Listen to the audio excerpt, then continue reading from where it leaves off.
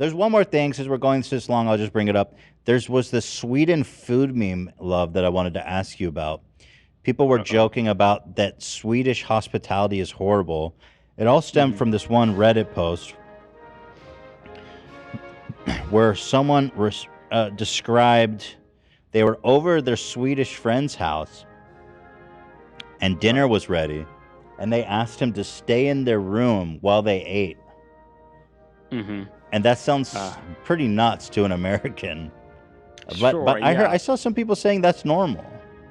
Well, first of all, I wouldn't say it's normal by any means. I kind of talked to my friends and even my parents about it, and it seems to be more a generational thing. It happened more in the past, because personally, it never happened to myself. But I can kind of see that it being a thing in like Swedish society and stuff like that. But you gotta remember, looking like into another kind of culture through the lens of another culture kind of makes things very weird. So I don't know, Sweden is a very individualistic country. We have very little social pressures. So like you can kind of say feeding a guest is a social pressure because they expect to be feeded. In Sweden, you don't really expect to be fed. You don't expect to get things. It's like it's way easier. And there isn't these weird rules here and there. A weird rule like offering a guest food. Okay, so let me be even more specific. Can you expect water if you go to your friend's house? Well, do you have to bring your own water? This thing happens especially for kids, right? That come over. Yeah. So it's not really for adults. That would be weird, obviously. But I remember as a child, I used to have to be home for dinner. It's like I should always be home for dinner, and if someone else had fed me, and I came home not hungry, my parents would be kind of mad that I wouldn't eat their food. Okay. So that kind of plays into it too. Like dinner time, Sweden is a very, very working class country. We all work all day, and dinner is dinner is the time when you get to spend time with your whole family, and that's also another reason. I could go on and on. Well, let me read this because sure, the prompt was, what is the weirdest thing you had to do at someone else's house because their culture, religion? I remember going to my Swedish friend's house, and while we were playing in his room, his mom yelled that dinner was ready. And check this, he told me to wait in his room while they ate. That shit was wild. But then, so from this came all these incredible memes about Swedish hospitality. Yeah. Wait, is this one also related? I slept over a friend's house. When we woke up, he said he's going downstairs for a few minutes. After 15 minutes, I go to the stairs to see what the fuck is happening, and they're all eating breakfast. They see me and tell me he's almost done and will be up soon. I still think about that shit 25 years later. Yeah, that is kind of wild. I don't think that happened to a lot of people, but obviously there's some people who experienced it. Yeah.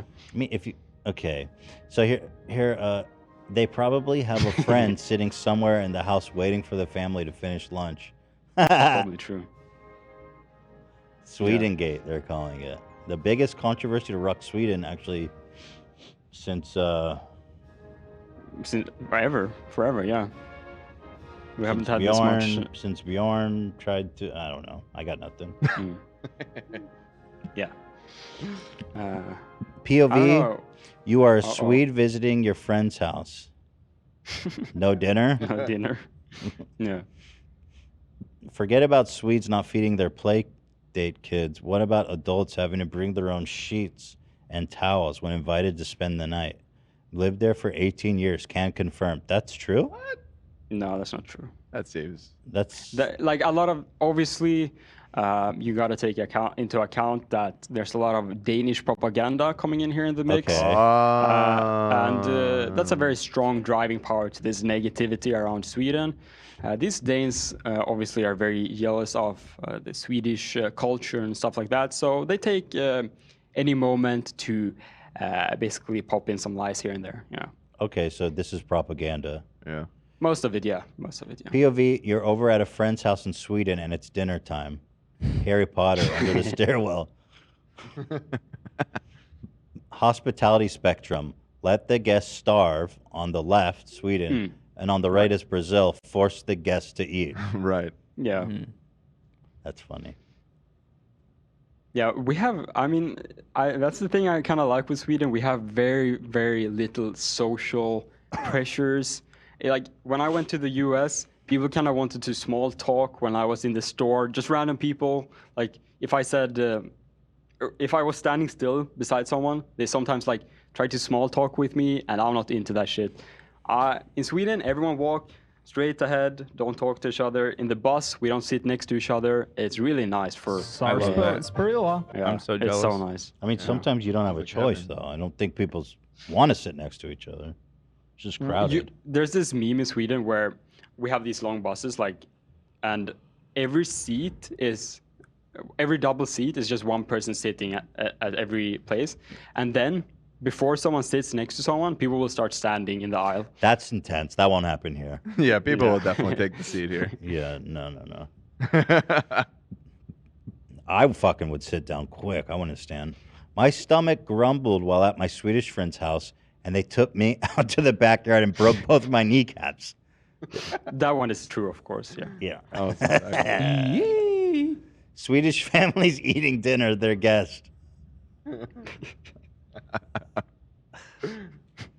Swedish people don't feed their guests. Explain this then, sweetie. Exactly, bro. Oh, Wait, what the fuck is this? Midsommar. maybe Midsummer. You haven't seen that? It's exactly. Is that accurate, from a actually. movie or some shit? Yeah. A horror movie. Yeah. Oh, shit. Okay. But it's not really a horror movie. It's just reality. you Looks know? like a horror movie to me. It's a documentary, actually. Right. Fucked up Yeah. movie, dude. It's not too bad. That shot's really good. Yeah. So there No, you have but- it. Do you like the horror end of the movies? day- Because that's a good one. I like horror movies that are like more a mix of suspense and thriller. I don't like straight horror movies. Did you watch I think Heredity? I think you would really Yeah. like that one then. Midsummer? Mhm. Okay. Did you watch Hereditary? What is it? Hereditary? Hereditary. Yeah, Hereditary is really good. No, I Oh, didn't see it. same creator. Similar vibes. Hereditary scarred me for life. That's the scariest thing I've ever Oh seen. my god, I thought it was so funny when the mom ran across the ceiling. My friends and I were just like, No, I will never watch that again. Like, let me say, Blair Witch is an example of a movie I don't like because it's just horror for the sake of horror. I feel like It is. there's really no plot, and then there's a lot of movies like that. Like, Well, that movie kind of spawned a whole subgenre of those found footage kind of movies. Yeah, Came well, I'm not a for fan. a while, but no, But the- Midsummer is more in line with what you just described. You like Get Out was a fucking awesome movie. Like Get Out head to was great. toe, Yep. that's a great movie. That's You a great know, one. I'm so would excited you- for the new one? Yeah. Yeah. what's it called? Midsummer. No, the new Jordan Peele movie. Oh, nope. Nope. I'm gonna.